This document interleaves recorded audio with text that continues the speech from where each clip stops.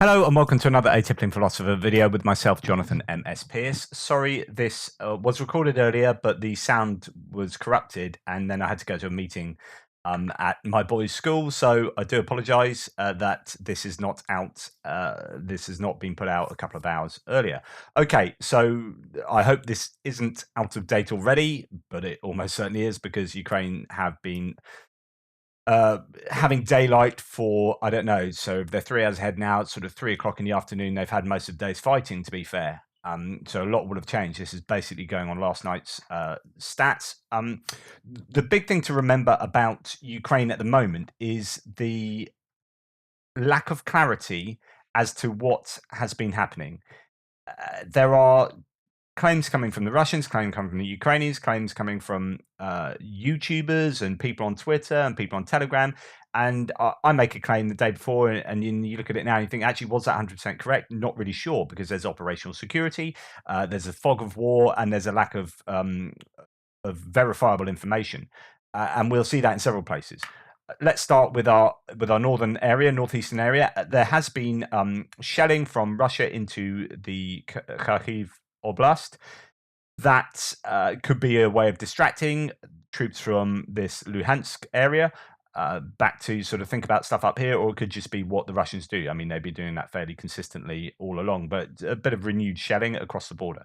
As far as the Kupiansk down to Kremina via Svatove, there has been some things happening. It's difficult to know exactly what is going on with regards to who controls certain towns and villages. One thing to remember is that front lines aren't sort of contiguous lines of humans walking through countryside. So for example, when the Ukrainians branched out from Kupiansk and came sort of southeast towards Svatove, you might think that, well, as they marched down here and took villages and towns, they had just this nice semicircle of control, and that's just not how it works. There are up and down zigzags. They will be contesting some villages, and other villages will be liberated. There'll be some villages that will be just ghost towns, ghost villages with no one in. So it's quite difficult to make clear to have a clear understanding of what's going on, because things are pretty messy. So as I said to you from the other day, let's go back to this one. So Kupiansk is here, Svatove is here. The Ukrainians sort of marched down this highway, so to speak, made a route towards Svatove, and supposedly encircled Kozlivka here, and are coming to some defensive positions by the Russians at Kuzernivka. Okay. And you might think, well, therefore they control everything kind of behind Kuzernivka, but they kind of don't. And this is where it gets difficult to work out exactly what they control and what they don't. For example, we know that there have been, there's been fighting going on in Orliansky, and still around this Kizlivka area with Ivanivka and other places around here being contested. So there is fighting in, I think, Trevniv as well. So these kind of settlements are contested, and yet we were on the understanding the other day that this was surrounded, and you might have be forgiven in thinking, well, therefore the Ukrainians control all of this area. It's just not so simple. So this was the front line I showed you the other day, and or yesterday even. The question is, you've got these. So just to give you the idea of what we're talking about, Svatove is now up here, Borova is here, and Kremina is here. So to give you that on our nice sort of colourful map here, Kupiansk to Svatove to Kremina. Marching across from Liman here. Now that you've got this line of towns going along the edge of this river, quite a boggy area, but you've got a line of towns there.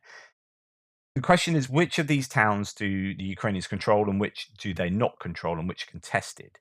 And then you've got a line of towns coming down another river, the Krasna River, from Svatove to Kremina, and one of these settlements just north of Kremina is being is being attacked by the Ukrainians, and they are the eastern side of this P66 highway.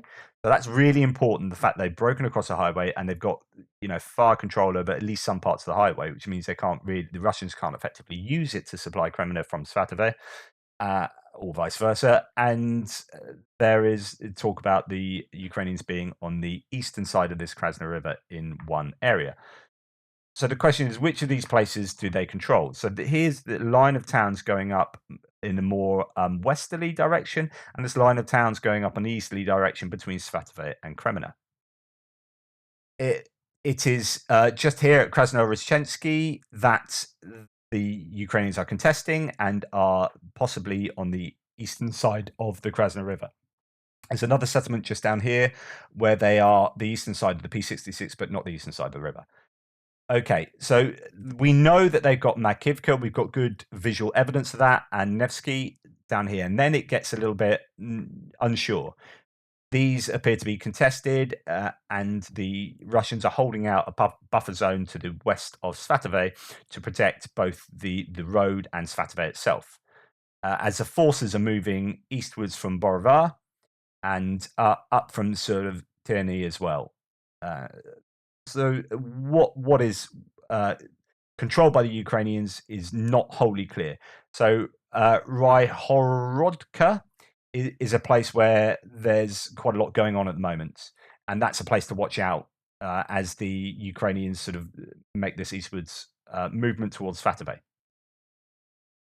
The other thing worth mentioning is Dibrova, sorry. That yesterday the Russians claimed to have done a successful counterattack to have taken that. The thing is, there is absolutely no visual confirmation of this. So I circled that in red yesterday. Just don't know what is going on there because there's not a lot coming out from the Ukrainians, and the Russians don't provide any evidence for their claim. So that could just be not true, an outright lie, bit of disinformation, or this sort of what. And I talked about this in the Nugget video yesterday, the extra video, where you get up the chain of command, you get these exaggerations. You go, oh, we reached this town. The next level comes up. Oh, we took that town. Next level up, so we took that town, and the Ukrainians had lost 20 pieces of equipment. We took that town. They lost 20 pieces of equipment, and we only had limited losses. So as this goes up the chain of command, he gets to see Putin or the people below him. They think, oh, this is a successful incursion here, and the reality is they just reached the town. They haven't done anything with it. And so you get a real problem with misinformation and disinformation up the chain of command in the with the Russian forces, leading to very bad decisions. And I wrote an article on that yesterday. Please check it out. Check out yesterday's extra video to give you details. So take this map, for example. So not quite this one. Actually, this one, talking about Dibrova again, doesn't have it marked as in Russian hands, and Kremina, their advances towards Kremina and the P66. Now, that doesn't mean that all of this area is controlled. These are unconfirmed gains, but I would say these aren't controlled at all. In fact, Kremina, I don't think you're having a frontal attack on Kremina, and it will be a case of encircling, but there are elements of fighting going on all in this yellow area. It's safe to say that the left-hand side of the yellow area is what the Ukrainians control, and everything else is up for debate. And going further north, so sorry, just to give you the landmarks here. Sorry, I'm rushing a little bit because I know I'm behind today. So Kremina here, and moving up to Svatove up there, and these towns that come down the river here, and the towns that come down another river here. They were separated by the P66. So now, that's really to say that not a lot has changed. Some people saying they're taking a bit of a break, but there are movements to the north of Kupiansk up here. So if we go back to our war map, Kupiansk up here, there are movements to the north, and territory is being taken by the Ukrainians up there. There are villages separated by a lot of countryside. And as I say, the contiguous front lines aren't immediately clear. And just everything from Svatove to Kremina is up for grabs at the moment, as they're kind of jostling for positions and defensive lines and Ukraine are working out, I guess, exactly what they're going to do. Or I'm sure they've got an idea of where they're going to hit already. They're just making sure they've got everything in place before they do that. So a bit of an operational pause, arguably. Um, and then we can go down to the. We're not going to go to Kherson yet. We're going to go to Bakhmut. So this is now an area that is being focused on a little bit. So War Map have got their map now, Bakhmut, because the Russians are continuing to hit their heads against this brick wall. I don't know why they particularly want Bakhmut. It's because probably they initially said they wanted it, so they're going to get it. But strategically, it's not incredibly useful. And it's just tying up their forces that could arguably be put to better use elsewhere. There are some settlements around Bakhmut, particularly to the southeast, Svatove, that is contested, and a couple that have been occupied or taken over by Russia. That's not to say there's going to be a great amount of people living there or whatnot, but anyway, here's Bakhmut. Here's a general 2D map, and you've got Solidar, which has been very much the center of a lot of activity over the last few weeks, and Bakhmutsky here as well.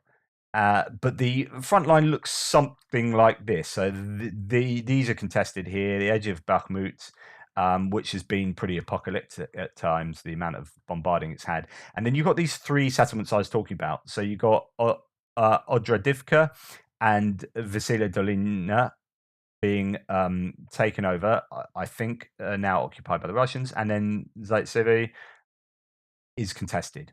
So it probably goes halfway through that settlement. Things are happening here, and you can imagine that the Russians are going to take this area and start attempting to encircle Bakhmut, or just flatten it and take it head on, as is their want. But things are happening in the Bakhmut area to some degree. Okay, let's move down to further south. Not an awful lot happening on the Zaporizhia and Donetsk front line below Bakhmut. So we'll move over to the Kherson front line, where there are broadly attacks in three places. So you've got the northern Kherson, you've got the Davidid Brid area, and a little salient in there, and then further down south towards the actual city of Kherson. Okay, let's get a little bit close in to see what is happening. Now, yesterday I said, in agreement with most people, that there's this front line from Milove to Bruskinsky around here, and slightly curved front line there. Now, you have some people that have since said, like Defense Politics Asia has said, that the front line isn't there, and actually it's further back, and they're still fighting just south of Buchani. We know that Trifonivka has been taken. We've got visual evidence of that. But he's saying that no, the Russians are putting up stiff resistance here, and things aren't what we'd initially thought they were. But actually, most others seem to think no, the front line is along this darker red line there. Again, the Institute for the Study of War, further south from Ducheny, going towards Milove. Even if it's not quite at Milove, it's somewhere in the middle here. So I don't know. The fog of war and operational security for the Ukrainians is fairly good in Kherson and has been for some time. So they don't really let out a lot of what's been going on. Sometimes you find videos. Take, for example, this one. So this is one released about Kostromka.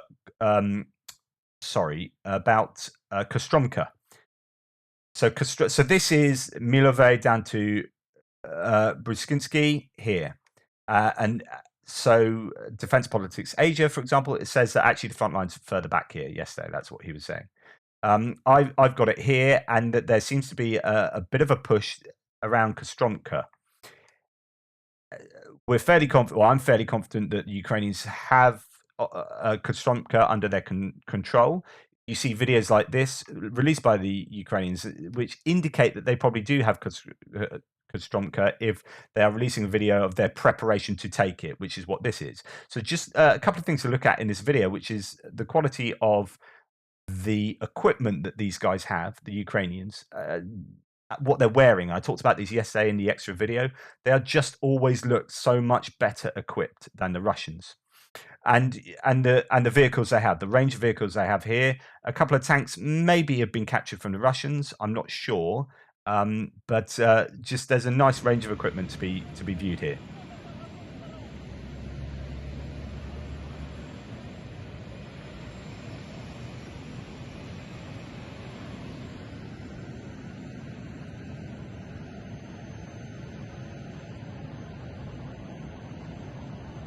Підготовка колони до штурму населеного пункту Костромки. Херсонська область. So you've got full range tanks, armored personnel carriers, armored vehicles in general, all around the Kostromka area. So that appears. Sorry, I'm flicking between maps very quickly here. So this is the Kostromka area. Now, there's quite an important settlement further to the west along this line called Snihurivka. And Snihurivka apparently had been liberated by the Ukrainians. Yesterday, I had the kind of line going straight through the middle. I think that is still being contested, and that's because it's fairly important for the Russians. If that goes, then actually it gives the Ukrainians quite a bit of momentum to go further down south. It's more. I mean, it's not a huge settlement, but it's quite a hub. Comparatively speaking, around here, this is a lot of farmland, a flat farmland without many trees at all, separated by villages, and these are mainly ghost villages. So it can be quite difficult to go between these. You'd think, oh, it's really easy to drive across them. Yes, technically, it's easy to drive across these fields if you want to, but the flip side is it's quite open and you are easily a target for artillery. So there's something to be said about what the Russians are doing here, which is hitting the Ukrainians with defensive artillery as the Ukrainians advance. Okay, that's one thing. You'd expect that. As they do a kind of tactical withdrawal, they'll be hitting the Ukrainians. But they can also hit the Ukrainians from the other side, from the left bank of the Dnieper River. So you always talk about banks in terms of the flow of the river. So as the river flows down here towards the sea, imagine yourself floating down a river. The right-hand bank is here on our left of the map, and the left-hand bank is here on our right of the map. So it's a little bit confusing, can be, but this is the left bank, this is the right bank. The left bank is able to hit the Ukrainians with artillery, which is going to be harrying them and slowing down their advance here. So where they had a really quick advance down here, they are now in range of a lot more artillery the further they get down towards Kherson. And as Berislav and Novokhovka will be very well fortified, because as soon as they lose this, the key to Kherson is really not so much the city itself, it's actually here where you've got a dam and you've got the water channels providing Crimea with fresh water. This is why they want to keep this area. This is the key. Okay, so to go back to here, you've got fresh water coming up from, I'm pretty sure it comes down from Novokhovka. It comes down here and supplies Crimea. Crimea has very little fresh water of its own. There's a little bit down south that comes down from the mountains, but otherwise the provision, and I talked about this in previous videos, is entirely from Kherson. So as soon as the Russians invaded, one of the first places they went to was here. And they went here because they needed that fresh water to provide to Crimea, because that got turned off basically after 2014 when the Russians annexed Crimea and parts of Donetsk and Luhansk. The Ukrainians turned off the taps. And that has meant that they've had water rationing down here, and they have had very poor quality water, dirty water, and droughts, which is bad for the agriculture around here. There's still quite a bit of agriculture, and bad for this is like the holiday center of Russia. You get a lot of people coming to the Crimea to go on holiday, and if you don't have decent things like fresh water, then you're in trouble. So this is why this area is so key. And it's you can imagine there will be you can imagine there will be a lot of defense around here, as well as Kherson. Now, if the Russians retreat to the city of Kherson, you can imagine this could be like a Mariupol, where the Ukrainians probably would take a long time to take it, unless they encircle it. So the key for them is encircling big urban centers, because that is the most efficient use of their troops. I don't want to lose them in a full frontal. You need sort of 5-7 to 1 troop ratio advantage. Okay. So as well as this northern area, and not a lot seems to have changed, um, and the same with the Davidiv Brid area, this little salient here, not a lot has changed. There are contested villages. We have some progress yesterday in the southern actual Kherson front by the city. Uh, so here is that little salient. We had the uh, fact that these three settlements appear to be contested. Not much news on there, but there is fighting going on here now. Apparently, there is the Ukrainian forces are amassing around here, so it might be that we could expect some major incursion to take place here towards the city, right? To get them on the defensive and maybe everyone start retreating into the city. So this could be the weak area where the Ukrainians are able to exploit. If you looked at right down here, so here there's a dam. This is all field, agricultural field. As you can see, there are no settlements here. Now you might think, well, surely this is a nice, easy place to attack. You can send in your armored vehicles over these fields quite easily, even though there's no roads. Well, actually, they do prefer roads to move, so that's why they're going down here. And the problem here is that it's so open that it's perfect place for artillery to just completely hammer, or to get the grads taking out whole areas with multiple rockets. So actually, there hasn't been a lot of movement here precisely because I think it's so open, and they much prefer using the roads and using the cover of the sparse tree line that there might be next to some of the roads, and also settlements themselves. Anyway, so there's a little bit of movement possibly around the Kherson area.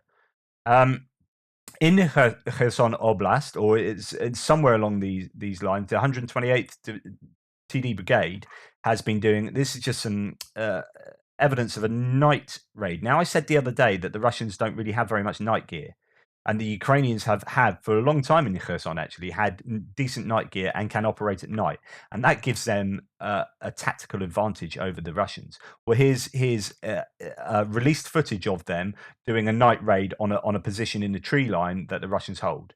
And it's just quite interesting. You don't see an awful lot. You do see sort of shooting, and I think probably a grenade. There you go, grenade being thrown. I would assume that's what that is, as opposed to an RPG.